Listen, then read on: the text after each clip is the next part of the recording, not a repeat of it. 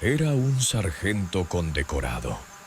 Y a partir de hace 3 semanas era el supervisor directo de castellano en la unidad de patrullas de la División Este. Esta no iba a ser una llamada de rutina que castellano pudiera redactar y olvidar. Iba a ser un encuentro que acabaría con su carrera y que se estudiaría en las academias de policía durante años. Y la cámara corporal de castellano estaba grabando cada palabra. Trevor Castellano llevaba 4 años en el departamento de policía. Tenía 28 años, estaba casado y se consideraba un buen policía. Había crecido en una zona suburbana mayoritariamente blanca, a unas 30 millas de la ciudad donde ahora trabajaba. Su padre había sido oficial de policía y Castellano siempre había querido seguir sus pasos. Había pasado por la academia de policía, se graduó en la mitad de su clase y fue asignado a la División Este. Su historial mostraba 14 felicitaciones por buen trabajo policial. Había realizado varios arrestos sólidos, ayudado en eventos comunitarios y sus supervisores siempre lo habían calificado como competente. Pero había algo más en el archivo de castellano que no se había abordado. Durante sus 4 años había recibido 9 quejas de ciudadanos que alegaban perfil racial o conducta inapropiada. Las 9 quejas provenían de residentes negros o latinos. Las 9 habían sido investigadas y marcadas como infundadas o no corroboradas. Las quejas habían sido investigadas por su anterior supervisor, el teniente Vernon Kowalski, quien era conocido por proteger a sus oficiales y desestimar la mayoría de las quejas civiles, como intentos de la gente de evadir el trabajo policial legítimo. Kowalski se había jubilado hacía 6 meses. El nuevo supervisor de la unidad de castellano era alguien de otra división, alguien con quien castellano nunca había trabajado antes. Ese supervisor era Darnell Whitmore. Darnell Whitmore tenía 38 años y llevaba 15 años en el departamento. Había comenzado como oficial de patrulla, ascendido a detective y luego pasado a supervisión. Tenía un historial ejemplar. 2 condecoraciones de la Medalla al Valor por acciones bajo fuego, docenas de investigaciones exitosas, una reputación de ser duro pero justo. También había pasado los últimos 5 años viviendo en el barrio de Riverside, una de las zonas más agradables de la ciudad. Su casa era una vivienda de 3 dormitorios al estilo Craftsman, bien mantenida, con un garaje independiente y un pequeño jardín delantero. El barrio era predominantemente blanco, de clase media alta y tranquilo. Whitmore se había mudado allí con su esposa y 2 hijas. Amaba el barrio. Buenas escuelas, poca delincuencia, vecinos amigables. Se había presentado a todo el mundo en la cuadra cuando se mudó. La mayoría fueron acogedores.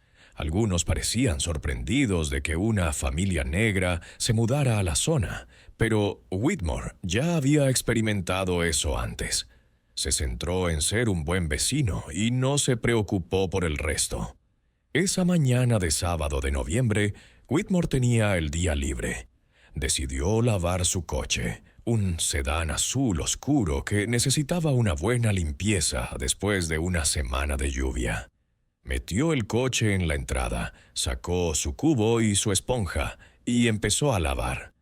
El tiempo era perfecto, la temperatura en los 60 grados Fahrenheit, soleado, brisa ligera.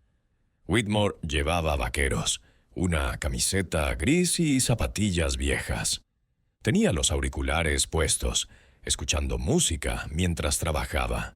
Estaba completamente relajado, disfrutando de su día libre, pensando en llevar a sus hijas al parque más tarde. Nunca oyó el coche patrulla detenerse detrás de él. Castellano había estado patrullando el barrio de Riverside en servicio rutinario cuando recibió una llamada por la radio. La central dijo que habían recibido un informe de una persona sospechosa en la cuadra 2400 de Maple Street.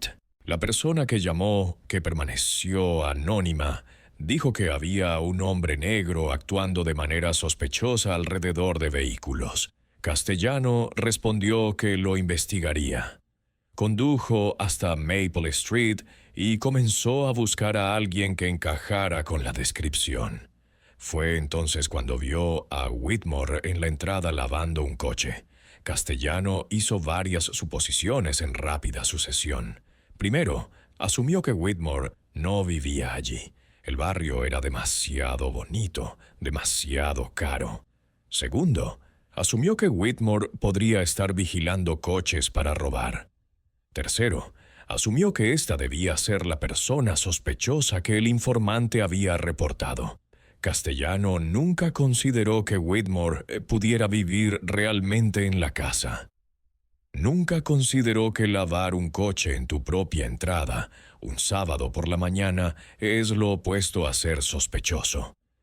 Nunca consideró llamar a la central para obtener más detalles sobre la denuncia. Simplemente salió de su coche patrulla y se acercó con la mano apoyada en su arma de servicio. Antes de continuar, ¿desde dónde estás viendo? Deja tu país o estado en los comentarios. Y si aprecias historias que exponen la realidad del perfil racial, incluso dentro de las fuerzas del orden, por favor, pulsa el botón de suscripción ahora mismo. Lo que sucede a continuación te impactará. Whitmore no notó que Castellano se acercaba hasta que el oficial estuvo a unos 3 metros. Se quitó un auricular y se dio la vuelta. Fue entonces cuando vio a un oficial uniformado caminando hacia él con una expresión seria y una mano en su arma de servicio. El primer pensamiento de Whitmore fue que algo había sucedido en el vecindario. Quizás un robo, quizás un accidente. Apagó la manguera y caminó hacia Castellano, esperando una interacción profesional entre dos oficiales de policía, aunque Castellano aún no supiera quién era. Pero las primeras palabras de Castellano no fueron profesionales. Fueron una acusación envuelta en una orden. Dijo que recibieron una llamada sobre alguien que no parecía pertenecer aquí y que necesitaba ver alguna identificación. Whitmore sintió que la declaración caía como un puñetazo. Alguien que no parecía pertenecer. No alguien haciendo algo sospechoso. No alguien que encajara con la descripción de actividad criminal. Simplemente no parecía pertenecer a este vecindario. Whitmore mantuvo la voz calmada y declaró lo obvio. Vivía aquí. Estaba lavando su coche en su propia entrada. Era una simple declaración de hechos que debería haber terminado el encuentro inmediatamente. Pero Castellano no se disculpó, no retrocedió, no reconsideró. Simplemente le dijo a Whitmore que cooperara y que terminarían allí. Como si Whitmore fuera el que estaba siendo difícil. Como si simplemente existir como hombre negro en un barrio blanco requiriera cooperación con las exigencias de la policía. Whitmore hizo la pregunta que flotó en el aire. ¿De verdad vas a hacer esto? No era solo una pregunta sobre la exigencia de identificación. Era una pregunta sobre si Castellano realmente iba a involucrarse en un perfil racial obvio. Si realmente iba a detener a alguien sin ninguna razón más que su raza. La respuesta de Castellano lo confirmó todo. Le dijo a Whitmore que no lo hiciera más difícil de lo necesario. La implicación era clara. Sométete. No cuestiones. No afirmes tus derechos. Simplemente cumple con lo que un oficial de policía exige, tenga base legal o no. Fue entonces cuando Whitmore tomó su decisión. Se identificó, declaró su nombre, su rango. Añadió que estaba seguro de que Castellano reconocería el nombre, aunque por la cara de Castellano claramente no lo hizo. Luego Whitmore pidió el número de placa de Castellano y le informó que estaba en grandes problemas. Podías verlo en la grabación de la cámara corporal. La cara de Castellano pasó de una autoridad confiada a un shock absoluto. Su boca se abrió, pero no salieron palabras.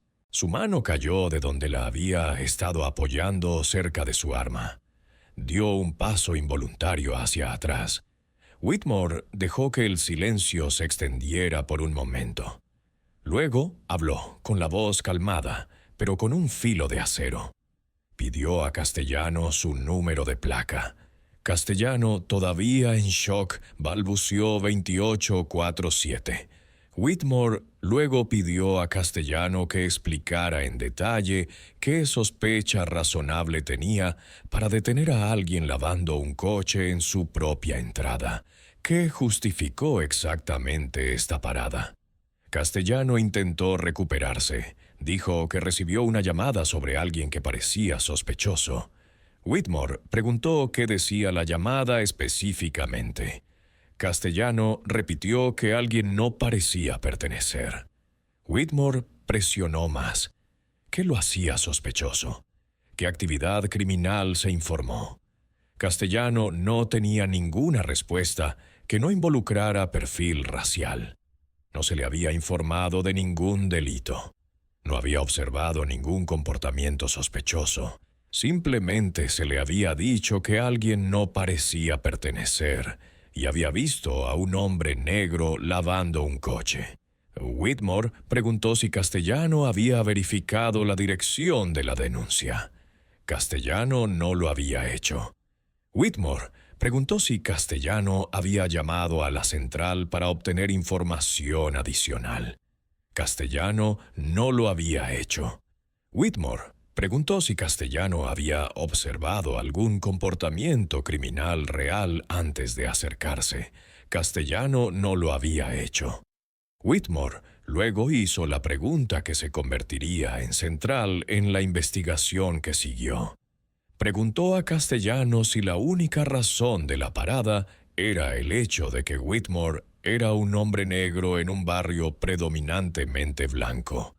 ¿Eso era lo que realmente significaba no parecía pertenecer? Castellano intentó negarlo. Dijo que no se trataba de raza.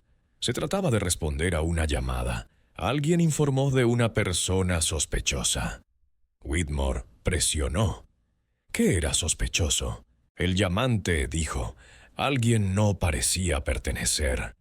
Castellano no pudo explicar cómo eso se traducía en sospecha razonable, sin admitir que era puramente por raza. Castellano intentó cambiar de tema.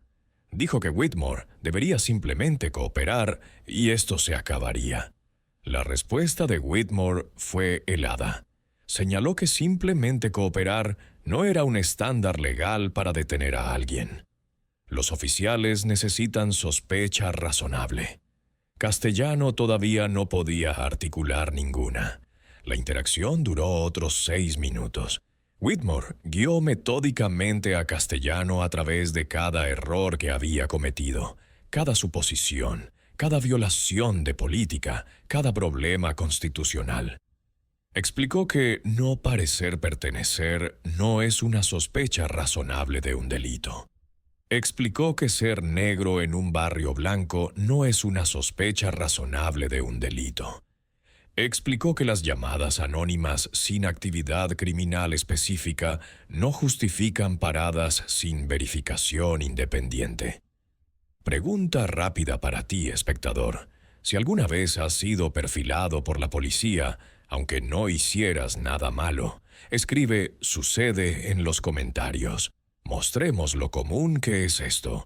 Castellano intentó varias tácticas para minimizar lo que había hecho. Dijo que solo estaba siguiendo una llamada, haciendo su trabajo. Whitmore señaló que hacer tu trabajo significa investigar adecuadamente, no hacer suposiciones basadas en la raza. Castellano dijo que el llamante parecía preocupado. Whitmore preguntó qué preocupación específica se mencionó. Castellano no pudo proporcionar ninguna más, allá de que alguien no pertenecía. Castellano dijo que Whitmore debería entender, colega a colega, que a veces hay que tomar decisiones rápidas. Whitmore dijo que las decisiones rápidas basadas en nada más que la raza siguen siendo perfil racial y siguen siendo inconstitucionales, seas colega o no. Al final de la interacción, Castellano sabía que estaba en serios problemas. Whitmore le dijo que regresara a la comisaría y se presentara inmediatamente al oficial de servicio.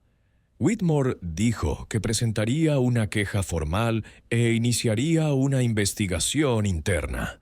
La cámara corporal de Castellano había capturado todo, y Whitmore también había grabado la interacción en su teléfono personal. Castellano regresó a la comisaría en estado de shock. Acababa de amenazar con arrestar a su propio sargento. Se había involucrado en un claro perfil racial, y todo estaba documentado. No había forma de explicar esto. Cuando Castellano llegó a la comisaría, el oficial de servicio ya lo estaba esperando. La noticia se había extendido rápidamente. Whitmore había llamado por adelantado. Castellano fue inmediatamente puesto en licencia administrativa a la espera de la investigación. Le quitaron su placa y su arma. Lo enviaron a casa con instrucciones de no hablar del caso con nadie. La investigación comenzó ese mismo día. Asuntos Internos asignó a 2 investigadores senior. Revisaron primero el metraje de la cámara corporal de Castellano. El video era condenatorio. Se podían escuchar las palabras exactas de Castellano. Recibimos una llamada sobre alguien que no parecía pertenecer aquí. Se podía escuchar a Whitmore explicando con calma que vivía allí y que estaba lavando su coche en su propia entrada. Se podía escuchar a Castellano diciéndole que simplemente cooperara sin ninguna justificación legal. El audio capturó la ira controlada de Whitmore cuando preguntó: ¿de verdad vas a hacer esto? Y capturó el momento en que todo cambió, cuando Whitmore se identificó como el sargento Darnell Whitmore y le dijo a Castellano que estaba en grandes problemas. Sacaron el archivo personal de Castellano y encontraron las 9 quejas anteriores. Ahora tenían contexto. Esto no era un incidente aislado, era un patrón que había sido ignorado. Entrevistaron a Whitmore en detalle. Whitmore proporcionó una declaración exhaustiva. Explicó que había experimentado el perfil racial antes como civil, pero experimentarlo de uno de sus propios oficiales mientras estaba fuera de servicio era particularmente perturbador. Dijo que planteaba serias dudas sobre el juicio de Castellano y si había estado incurriendo en perfil racial a lo largo de su carrera. Los investigadores entrevistaron a Castellano 3 días después del incidente. Castellano intentó defender sus acciones. Dijo que estaba respondiendo a una llamada legítima. Cuando los investigadores señalaron que la llamada no daba una ubicación específica ni una descripción más allá de un hombre negro, Castellano dijo que tuvo que tomar una decisión. Los investigadores preguntaron por qué asumió que Whitmore era la persona de la llamada cuando Whitmore claramente estaba lavando un coche en una entrada residencial. Castellano dijo que el llamante informó de alguien que no parecía pertenecer. Cuando se le presionó sobre lo que eso significaba realmente, Castellano no pudo articular nada que no se redujera a la raza. Le preguntaron a Castellano qué quería decir cuando le dijo a Whitmore que simplemente cooperara. Castellano dijo que estaba tratando de desescalar. Los investigadores señalaron que exigir identificación sin justificación legal no es desescalada, es escalada, es una violación de derechos. Le preguntaron a Castellano si hubiera sabido que Whitmore Era sargento cuando se acercó. Castellano dijo que no. Le preguntaron si eso habría cambiado su enfoque. Castellano dijo que probablemente. Esa respuesta fue reveladora. Significaba que Castellano habría tratado a un propietario blanco de manera diferente a como trató a Whitmore. Significaba que su enfoque se basaba en suposiciones sobre quién pertenecía al vecindario, no en un comportamiento sospechoso real. Los investigadores revisaron la llamada original a la central. El llamante anónimo simplemente había dicho que había un hombre negro en Maple Street que no parecía pertenecer y que actuaba de manera sospechosa alrededor de los coches. El llamante no dio una dirección específica, no describió ningún comportamiento criminal, no proporcionó ningún detalle más allá de la raza, una ubicación vaga y la frase cargada de no parecía pertenecer. Era, en otras palabras, un ejemplo perfecto del tipo de llamada racialmente motivada que se entrena a los oficiales para investigar cuidadosamente en lugar de actuar de inmediato. Las llamadas anónimas que utilizan frases como no pertenece, combinadas con descripciones raciales y sin actividad criminal específica, suelen provenir de personas con prejuicios que ven a cualquier persona de color en su vecindario como intrínsecamente sospechosa. Castellano debería haber pedido más información. Debería haber observado antes de acercarse. Debería haber buscado un comportamiento criminal real. En cambio, vio a un hombre negro y asumió que era el problema. Los investigadores también encontraron algo más preocupante. Revisaron los registros de la central de toda la carrera de 4 años de Castellano y encontraron un patrón.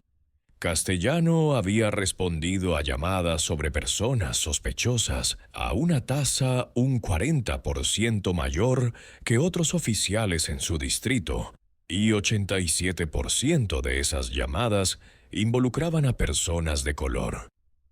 O Castellano estaba asignado a un área con legítimamente más actividad sospechosa por parte de personas de color, o Castellano estaba buscando activamente llamadas que le permitieran detener a personas de color. Los datos sugerían lo último. ¿Crees que el departamento debería haber detectado este patrón antes? Hazme saber lo que piensas en los comentarios. La investigación duró 7 semanas. Durante ese tiempo, los investigadores realizaron 23 entrevistas, revisaron 14 horas de metraje de cámara corporal de paradas anteriores de Castellano y analizaron 4 años de registros de la central e informes de incidentes. Los hallazgos fueron inequívocos. Castellano había violado la política del departamento sobre perfil racial. Había realizado una parada de investigación sin sospecha razonable. Había fallado en investigar adecuadamente antes de acercarse a un ciudadano. Había hecho suposiciones basadas en la raza en lugar del comportamiento. Pero la investigación descubrió algo mucho más grande que un solo incidente. Los investigadores rastrearon a las 9 personas que habían presentado quejas anteriores contra Castellano. 8 de ellos accedieron a ser entrevistados. Sus historias fueron notablemente consistentes. Un abogado negro de 45 años, llamado Jerome Buckley, describió haber sido detenido por Castellano mientras corría en un parque cerca de su casa.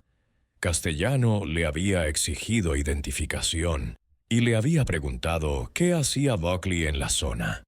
Buckley explicó que vivía cerca y corría allí 3 veces por semana. Castellano le había hecho esperar mientras revisaba la identificación de Buckley en busca de órdenes de arresto. No había ninguna. Castellano lo dejó ir sin explicación ni disculpa. Una empresaria latina de 32 años llamada Elena Fuentes relató haber sido detenida por Castellano mientras cargaba equipo en su furgoneta fuera de su propia tienda. Castellano la había acusado de robar y le había exigido ver los recibos del equipo. Fuentes era dueña de la tienda y el equipo era suyo. Le mostró a Castellano su licencia comercial. Castellano afirmó que solo estaba siendo minucioso. Fuentes presentó una queja. Fue marcada como infundada. Un estudiante universitario negro de 19 años llamado Tyrell Washington describió haber sido detenido por Castellano mientras caminaba a casa desde clase a las 8 de la noche. Castellano le preguntó a dónde iba, de dónde venía y por qué estaba en ese vecindario. Washington explicó que era un estudiante que vivía a 3 cuadras de distancia. Castellano le hizo vaciar su mochila en la acera. Washington presentó una queja. Fue investigada por el teniente Kowalski y desestimada como una parada de investigación legal. El patrón era innegable. Castellano detenía consistentemente a personas de color en situaciones que no justificaban detenciones. Exigía consistentemente identificación sin justificación legal. Asumía consistentemente que las personas de color estaban fuera de lugar en ciertos vecindarios. Más importante aún, la investigación concluyó que las 9 quejas anteriores de Castellano deberían haberse tomado más en serio. Una revisión de patrones mostró que las 9 quejas describían un comportamiento similar. Castellano, asumiendo que las personas de color no pertenecían a ciertos vecindarios. Castellano exigiendo identificación sin justificación legal.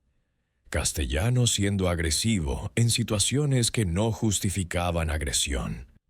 La investigación también reveló que el teniente Kowalski había sido deliberadamente vago en sus investigaciones de las quejas de Castellano.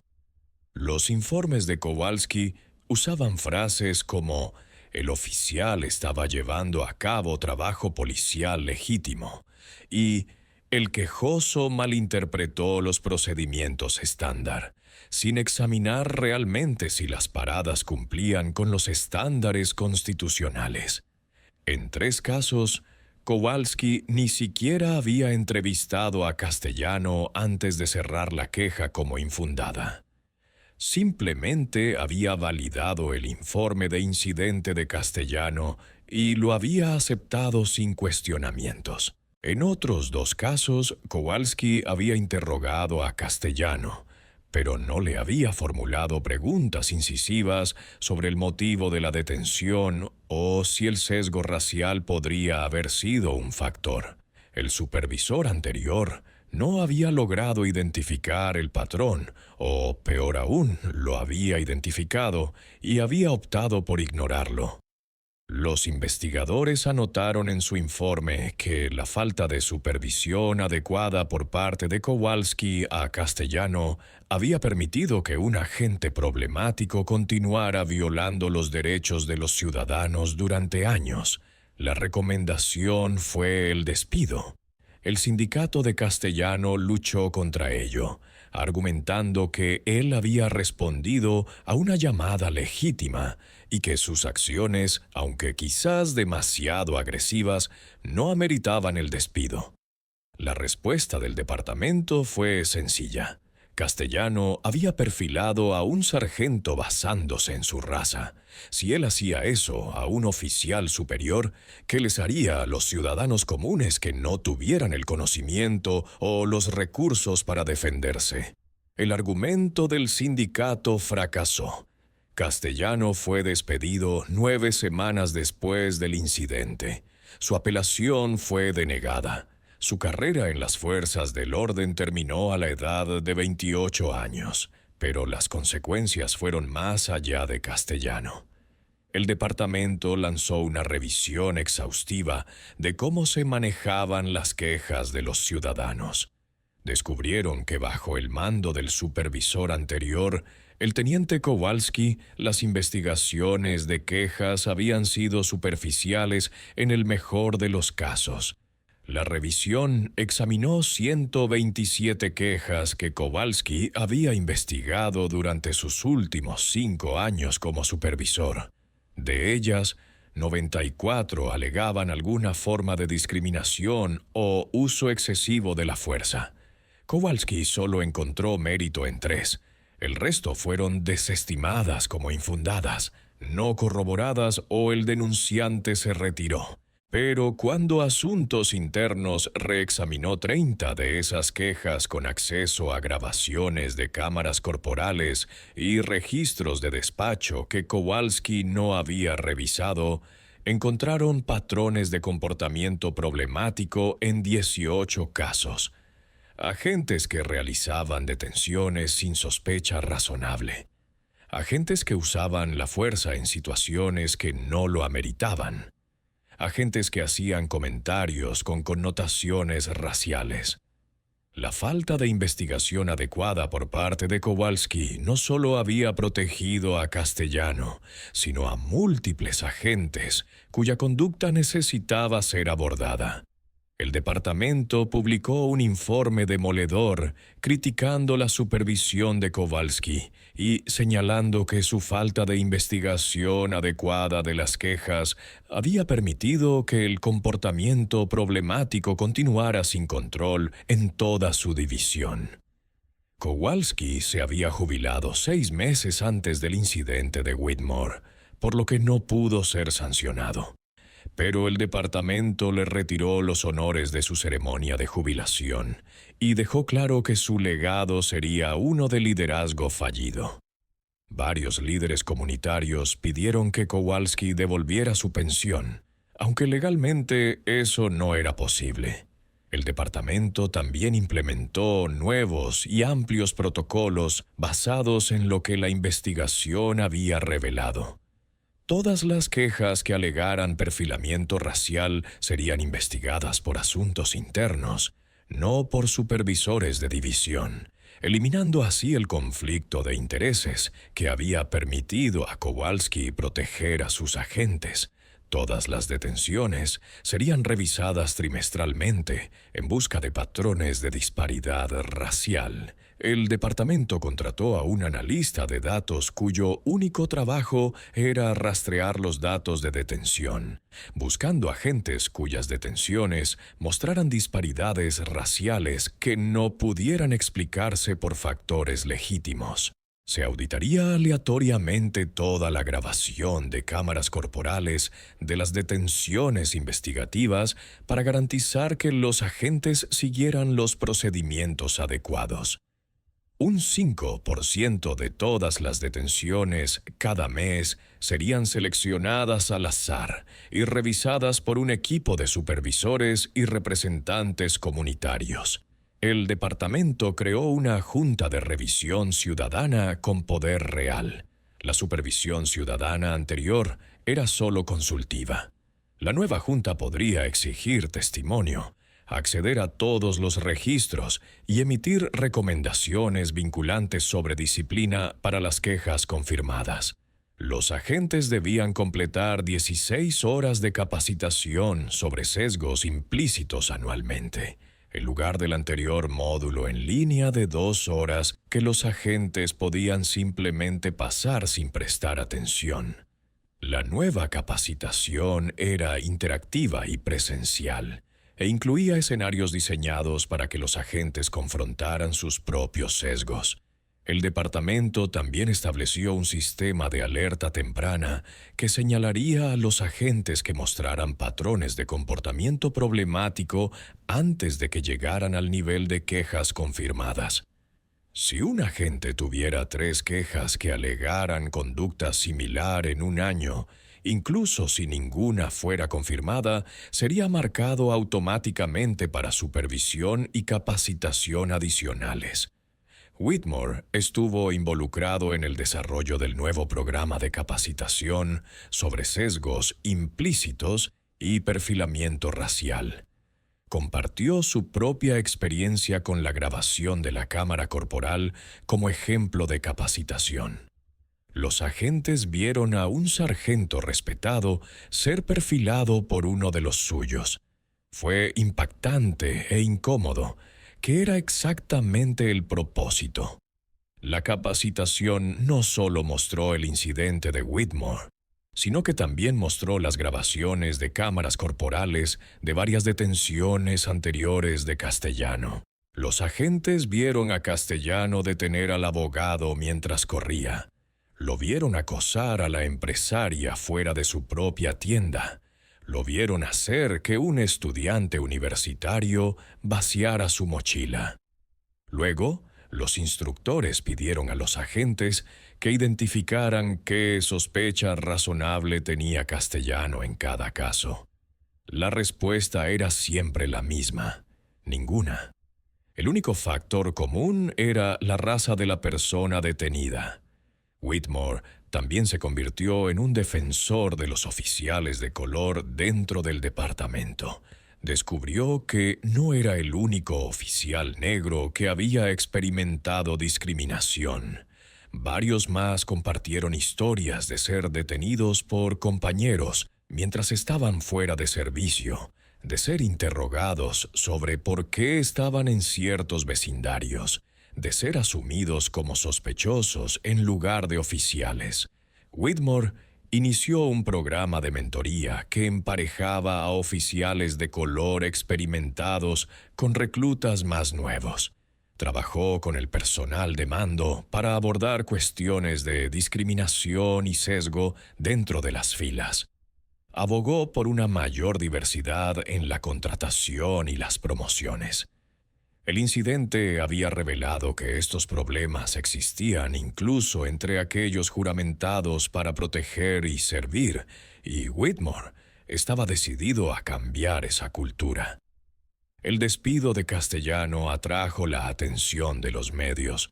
Las noticias locales cubrieron la historia de un oficial despedido por perfilar a su propio sargento. La historia se volvió viral en las redes sociales. La grabación de la cámara corporal se publicó después de que concluyó la investigación y fue vista millones de veces. Las secciones de comentarios se llenaron de personas que compartían sus propias experiencias de ser perfiladas, profesionales negros detenidos en sus propios vecindarios, empresarios latinos interrogados en sus propias tiendas, asiático-americanos seguidos por la seguridad en tiendas de alta gama. La historia resonó porque mostró que el perfilamiento le sucede a cualquiera, independientemente de su educación, profesión o estatus. Incluso un sargento de policía condecorado no fue inmune a ser tratado como sospechoso simplemente por ser negro en un vecindario blanco. Castellano dio una entrevista después de su despido. Dijo que sentía que había sido tratado injustamente, que había respondido a una llamada y estaba haciendo su trabajo. Cuando se le preguntó si entendía por qué Whitmore se había ofendido, Castellano dio una respuesta vacilante que sugería que aún no comprendía completamente el problema. Nunca se disculpó con Whitmore, ni en privado ni en público. Se mudó fuera del estado 6 meses después y aceptó un trabajo en la construcción. Su esposa solicitó el divorcio, citando el estrés del despido y la incapacidad de su esposo para asumir la responsabilidad de sus acciones. Whitmore continuó sirviendo como sargento. 3 años después del incidente fue ascendido a teniente. Ahora es una voz respetada en el departamento en temas de relaciones comunitarias y aplicación justa de la ley. La casa en Maple Street sigue siendo su hogar. Todavía lava su coche en la entrada los sábados por la mañana. Pero ahora, cuando los oficiales de patrulla pasan, saludan. Saben quién es él. Saben lo que pasó.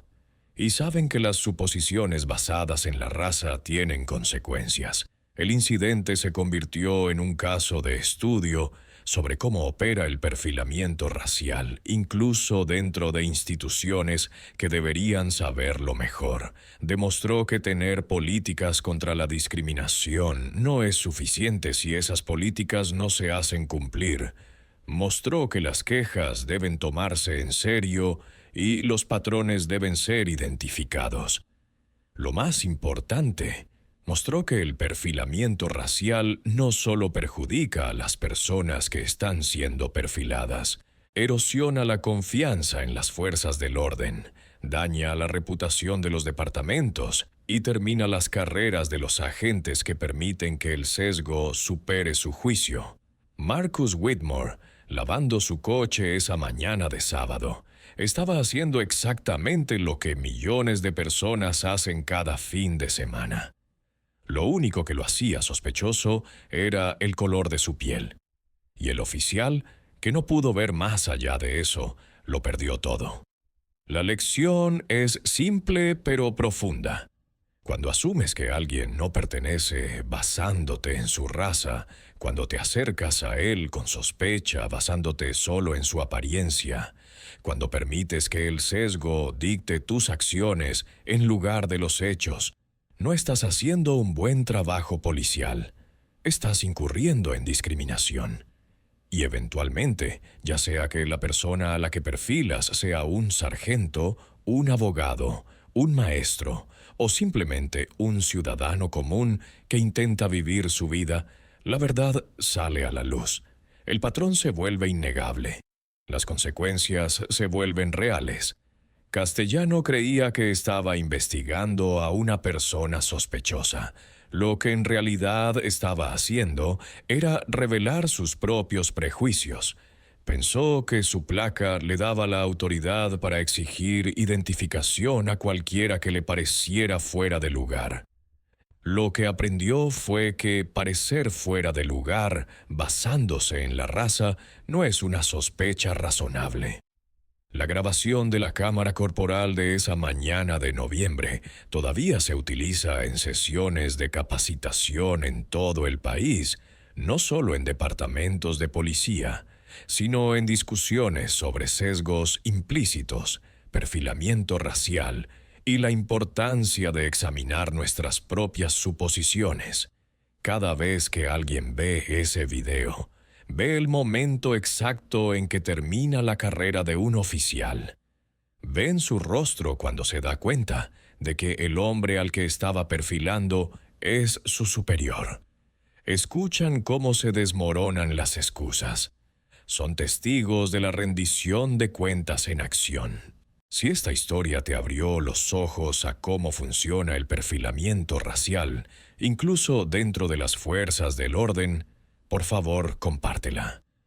Y no olvides suscribirte para más historias que exponen la injusticia y exigen responsabilidad. Deja un comentario y dime qué aprendiste de esto. Tu participación ayuda a que estas historias lleguen a más personas que necesitan verlas. Gracias por mirar hasta el final.